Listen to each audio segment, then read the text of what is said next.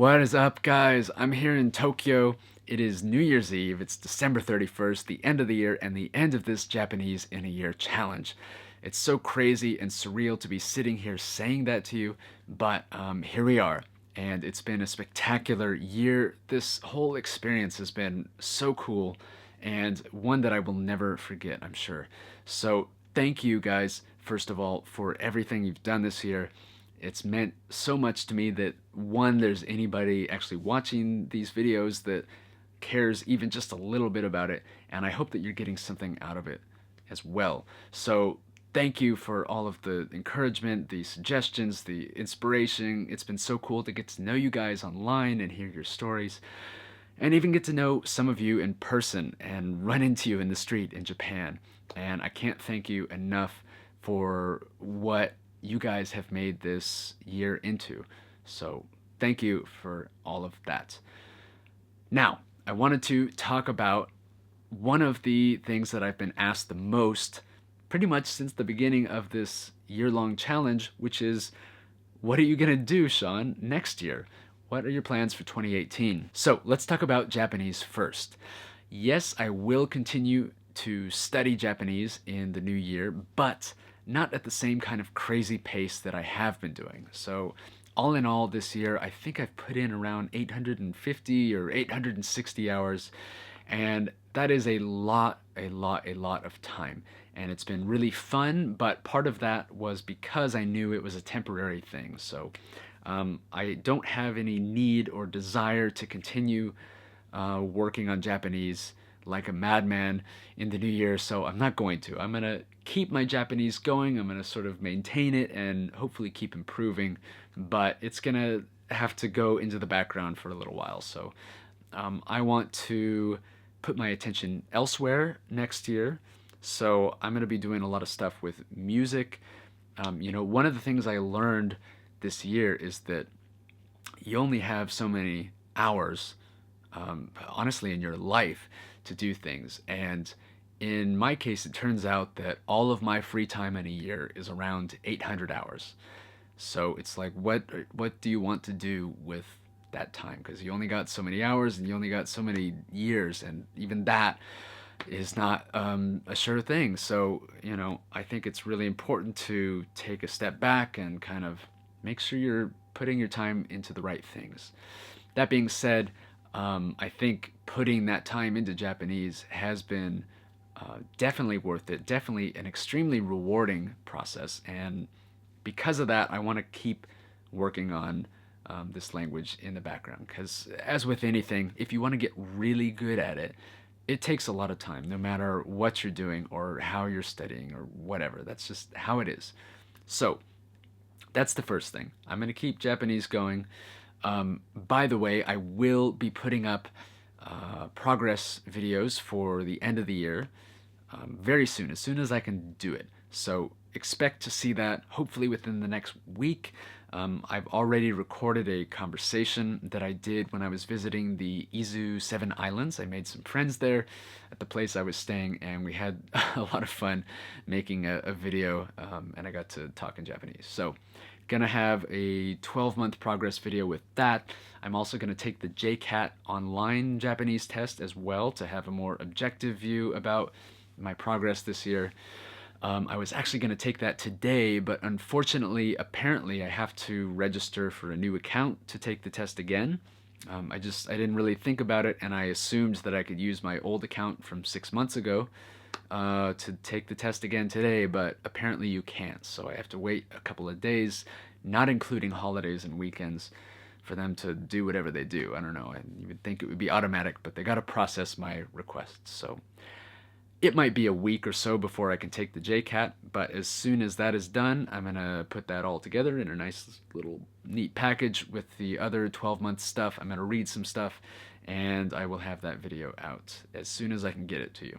I definitely think there are things worth talking about the year as a whole. So one thing that I really want to do, and that many of you have asked for as well, is to go back and look at my original plan in the beginning, and compare that with what I actually ended up doing this year, and talk about what I would change and what I might do differently knowing what I know now. I think that would be really worthwhile to dig into.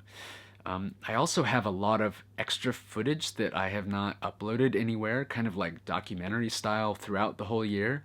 So maybe when I have time, I would kind of like to splice that together into one video about the entire year, that tells that story as more of a personal background and not as like a how to learn languages type video. But that's going to take some time. I'm going to be, man, as soon as I get home, I'm leaving like 3 or 4 days later to go on tour. And I'm going to be in Australia and Europe and stuff for the next like 3 or 4 months. So I'm going to be busy, but I'm going to chip away at this when I can. The 12-month video will be out as soon as I can get it to you. And after that, we'll see.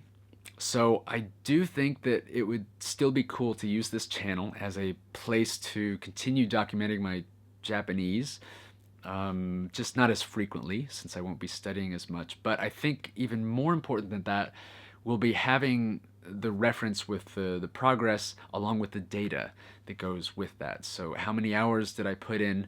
I've really enjoyed actually tracking my time usage for Japanese. So I think it's going to be really valuable, hopefully, to other people in that sense of like gauging expectations. How many hours does it take to get here? How many words have you studied? All that kind of stuff. I would have loved to have that in the beginning.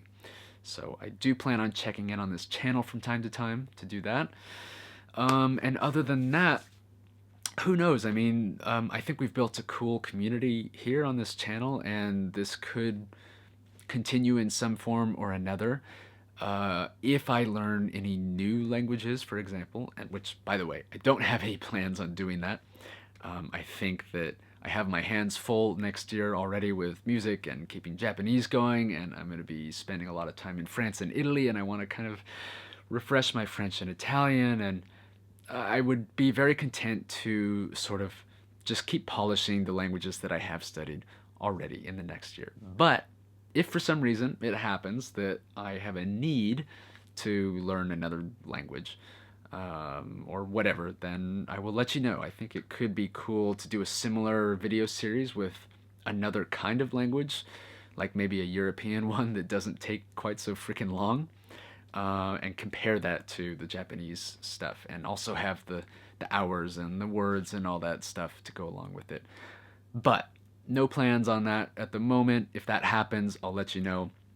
And if that is the case, there will probably be a name change for the channel, I imagine. Japanese in a Year Season 2 doesn't quite have the ring to it that I would like to have. So we'll see. Otherwise, expect to get the progress video for the year-end result. Man, it's so crazy to even say that that is a thing happening. But yeah, expect to see that as soon as I can, honestly, as soon as I can take the JCAT test, because the conversation is done, and then I'll just like read some stuff as well. That's it. So that'll be coming up hopefully this week. The other year in review stuff will also be coming up in the coming months. Like I said, I'm going to put time into that when I have it. And then, who knows, we'll take it from there. I also think, this would take some time too, but I think it could be also valuable to make some videos like for beginners that are really clear, concise, and well produced and short, that explain the steps really clearly of like, here's what I recommend you do, boom, based on the experiences I've had. Because right now I get a lot of the same questions over and over, and I would really like to be able to just point people like, here, watch this playlist, and that's it. No more questions. But I mean, you can keep the questions coming, but you know what I mean. It's just like right now the information is in there in the videos I did, but it's like, I think in April I talked about that, and then watch this other video. It's kind of scattered. So that could be a cool thing to do. Like, again, really short, polished, well-produced videos that kind of explain the steps really clearly, but that takes time and money, so we'll see. Maybe I'll start a Patreon or something for that. But anyway, those are my plans for next year. Basically, I'm going to relax, especially my last week in Japan is next week. I'm going to just go to the countryside, turn off my phone, forget about studying, and really enjoy that time off because I have not had that time in a long time, and that's something that I miss. I miss having some space in my life to reflect on things and be able to take advantage of creative ideas when they happen, and have time to reflect on what you're doing instead of being like so narrowly focused on one thing. But anyway, that was a sacrifice I made in order to learn some Japanese this year, and I'm happy I did that. But looking forward to a change of pace in the new year. So I wish you guys the best in the new year. You'll hear from me soon, at least for that 12-month progress video, so stay tuned for that. But otherwise, I hope you guys have a fucking awesome New Year's, and I hope to see you, whether it's online or in person or whatever, in the future. So have a safe and happy and awesome holidays, and I'll talk to you when I talk to you. All right. ありがとうございます。またね